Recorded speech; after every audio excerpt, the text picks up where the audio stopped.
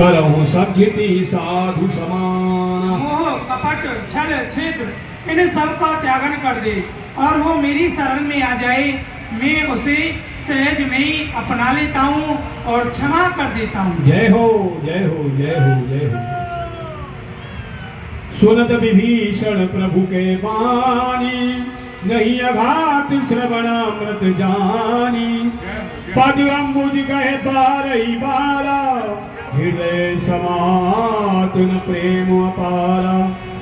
सुनहु देव सचराचर स्वामी, प्रणत पाल और अंतर्यामी। हे देव, इस संसार के स्वामी, आपका कोई स्मरण करता है, आपका कोई चिंतन करता है, आप उसे अपना लेते हैं और चाहे कितनी भी बड़ी कोई दृष्टता कर दे वो भी आपकी शरण में आ जाता है, उसे भी आप अपना लेते हैं। धन्य है प्रभु आपके लिए। और कछु प्रथम वासना रही, प्रभु पद प्रीते सरित सो बही।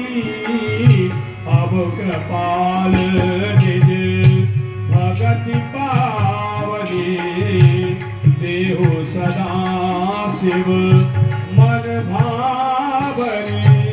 और भगवान, अब तो मेरे हृदय में कोई इच्छा नहीं है, कोई वासना नहीं है, कोई कामना नहीं है। अब तो आप मुझे वही भक्ति प्रदान करें जो स्वयं भूत भावन भोलेनाथ जिसका स्मरण करते हैं। एवमस्तु कहे प्रभु रणधीरा, फिर मांगा तुरत सिंधु कर नीरा। हे तात हनुमान, आप समुद्र का जल लेकर आओ। आज्ञा पालन करने के लिए तो तत्पर, लेकिन पूछ लिया क्या करें।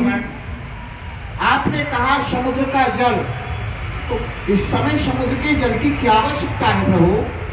हे तात, हम तात विभीषण को लंका का राज्य देंगे। क्या कहा? लंका का राज्य देंगे? परंतु भगवान, वर्तमान में तो वहां का राजा रावण है, फिर आप यहाँ विभीषण जी को। आप सोच रहे होंगे तात, यदि रावण मेरी शरण में आ जाए तो आप उसे कहाँ का राज्य दोगे? हाँ। हे तात, यदि रावण मेरी शरण में आ जाए तो मैं उसे अयोध्या का राज दे दूंगा। और आपने अयोध्या का राज तो अपने भ्राता भरत के लिए रखा है। मैं भैया भरत को अपना वैकुंठ का राज दे दूंगा। और आप कहाँ निवास करेंगे प्रभु? हे तात हनुमान, आप कह रहे हो मैं कहाँ निवास करूंगा? हाँ। हे तात हनुमान, मैंने एक बार नारद जी से कहा था, नाहम बसाम वैकुंठी, योगी नाम हृदय नचे, मद भक्ता यथ गायंती, तस्तिष्ठामि नारद। मैंने कहा था नारद जी से, नारद जी, ना मैं वैकुंठ में निवास करता हूँ, ना क्षीर सागर में निवास करता हूँ, ना किसी मंदिर में निवास करता हूँ, ना किसी घर में निवास करता हूँ, मैं तो वहीं निवास करता हूँ यहाँ मेरी भक्त मेरा प्रेम से कीर्तन सत्संग करे, मैं वहीं निवास करता हूँ। बोलो भक्त वत्सल भगवान की। जल ले आए भगवान, और जल लेकर के भगवान ने सागर का विभीषण जी को लंका का राज्य दिया। अस कहे राम तिलक सारा, सुमन वृष्टि नभ भई अपारा। सुमन वृष्टि नभ भई अपारा। रावण क्रोध अनल निज श्वास समीर प्रचंड, जरत विभीषण राखिउ दीनहु राज अखंड।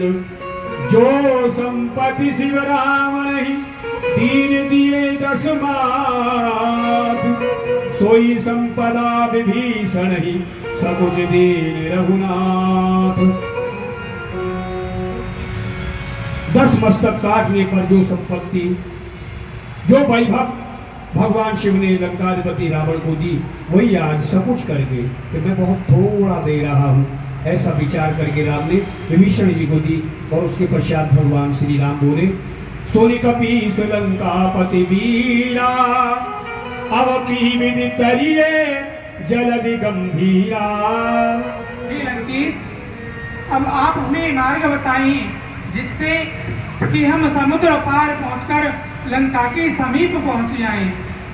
कह लंकेश सुनहु रघुनायक कोटि सिंधु शोषक तब सायक। प्रभु, आप अगर चाहें तो अभी इस समुद्र का सेतु बना करके और लंका के उस पार जा सकते हैं, परंतु नीति ऐसा नहीं कहती है।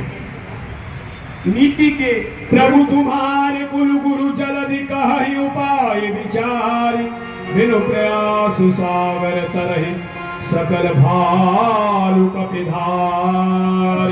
प्रभु, तुम्हारा जो कुल गुरु है वो समुद्र है।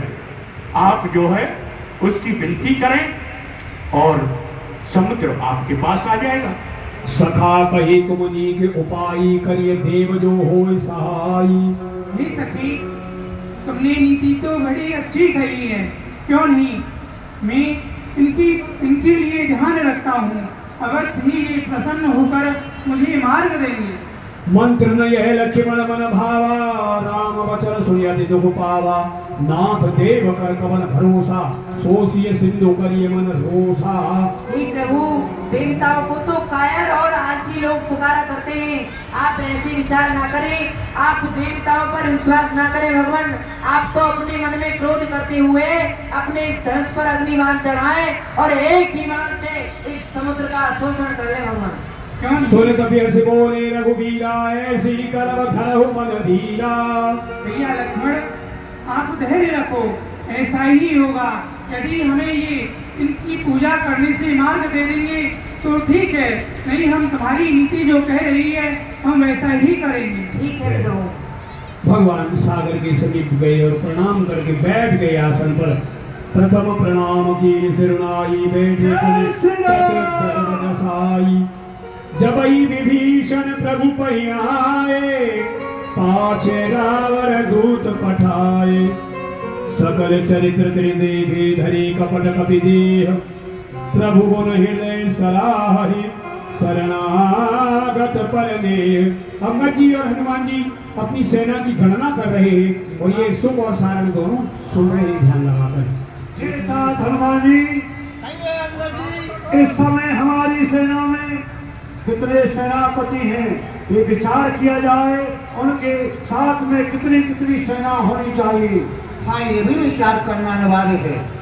हमारे साथ कितनी सेना है, कितने यूथपति हैं, कितने बानर हैं, सभी की गणना कर लेना इस समय ठीक है। बानरों की गणना नहीं था हनुमान जी, इस समय पर 18 पद्म यूथक बंदर सेना है। ये सब इसलिए सुन रहे थे। हम लोग यहाँ अपने प्रभु की सेवा में सब लोग लगे रहे।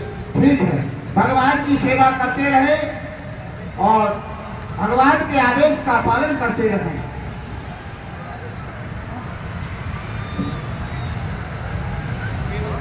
इन दोनों कपट वेशधारी राक्षसों ने जो बानर का वेश बनाए हुए थे, इन्होंने सुना और दोनों आपस में विचार कर रहे थे कि कितनी कितनी सेना है।